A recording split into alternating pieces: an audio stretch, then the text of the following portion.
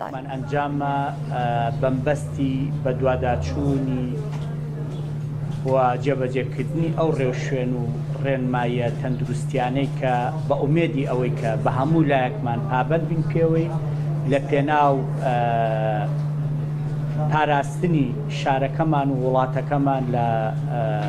ئەو نەخۆشی و پەتایی کە ئێستا بەشێکی زۆری وڵاتانی دنیای گرتووەتەوە. وەکو لای هەمووان ئاگادار نەخۆشیەکە لە وڵاتی سینەوە سەرچاوی گرت، بەڵام ئەو هەواڵ و دەنگ و باسانەی کە باس لەوە ئەکرێکە بۆ تەمایی خۆشحاڵی بۆ هەموو لایەکمان ئێستا ژمارەی توشبووان لە سین لە دابەزینایە. سەبەبی ئەم دابەزینەش ئەو ڕێوشوێن و ئیجراعاتە تەندروستی و خۆپارێزیە کە لە وڵاتەیە ئەنجامە دێت. جگەلەوە ئەو گیانی خۆبەخشیەیەکە لە ناو خەڵکی سینیە هەیە، کارمەندیان هەیە، پزیشکیان هەیە، بە دوو مانگ ماوەتەوە لە ناو خەستەخانەکەیە و چارەسەری نەخۆشەکات. جگەلەوە ئەو دیسپلین و ڕێوشوێنە تونگەی کە هەیە هەم لە ناو خەڵکی سینی و هەم لە ناو مؤسساتی دەوڵەتی سینیە، بە ئومێدی ئەوەی کە هەمومان لە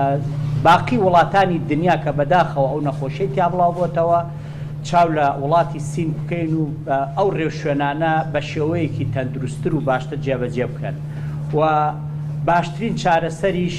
وەکو پزیشکەکان ئاماژەی بۆ ئەکان و وەکو ئەوانەی کە لە سین و لە وڵاتانی ترەوە ئەزمونیان هەیە لەگەڵ یا مەسەلەی خۆپاراستنە. مەسەلەی خۆپاراستنیش تەنها ئەرکی مؤسساتی دەوڵەتی نییە، بەڵکو ئەرکی هاوڵاتیانە، ئەرکی ڕێکخراوەکانی کۆمەڵگەی مەدەنیە، ئەرکی مؤسساتی حکوومەتە و ئەرکی میدیاکارەکانیشە کە چیان پێ بکرێت بۆ وشارکردنەوەی هاوڵاتیان بۆ مەبەستی ئەنجامدانی کاری خۆپارێزی ئەنجامی بین. تەنها بەوە ئەتوانین ئەو بەڵایە لە خۆمان دوور بخەینەوە. و جێی خۆیەتی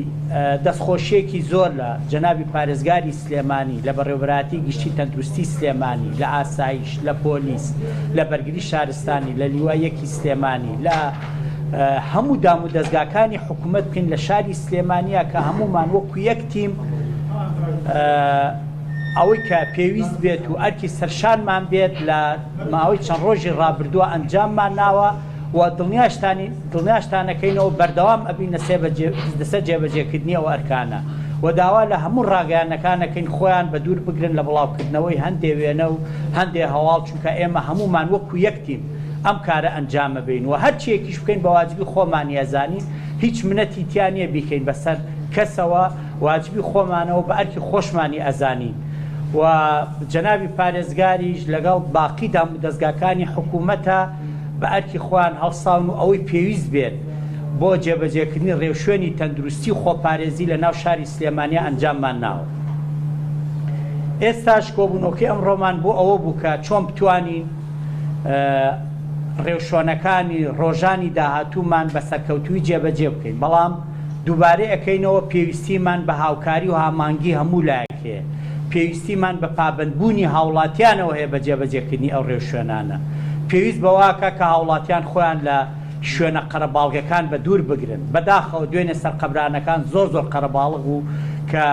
ئەکرێ ئێمە مەسەلەی ئەم مەراسیمی سەرقەبرانانە دوا بخەین بۆ ماوەیەک، یعنی ئەنجامیان نین تا وڵاتەکەمان بە دوور بگرین لە بڵاوبوونەوەی ئەو نەخۆشیە. یاخود ئەو سەیران و دەشتەی کە دوێنێ لە سەرجەم شارەکانی هەرێمی کوردستان ناکرات، تکایە با خۆمان بە دوور بگرین لەو قەرەباڵغی و تەجەموعانەی کە ئەکرێت. جگەلەوە لە ئەو بازاڕەی بەردەمی پردەکەی سلێمانی مەسەلەی ئاژەڵ و ئەو باڵندە کێویانەی کە ئەفرۆشێ، ئێمە لە هەفتەی داهاتووە ڕێوشوێنی تونگ ئەگرینە بەرامبەر بەو شوێنە، نایڵین ئەو تەجەموعە بکرێت. و کۆمەڵێ بڕیار و ڕێنمایی لە بەڕێوەبەراتی گشتی تەندروستی سلێمانیەوە دەرچووە سەبارەت بە کەمکردنەوەی قەرەباڵغی یاخود ئەو شوێنانی کە قەرەباڵغیەکی زیاتری تیاکۆوە بێتەوە، ئێمە ڕێکاری تونگ لەو شوێنانەیە ئەگرینە بەر، تەنها مەبەستیش لێی ئەوەیە کە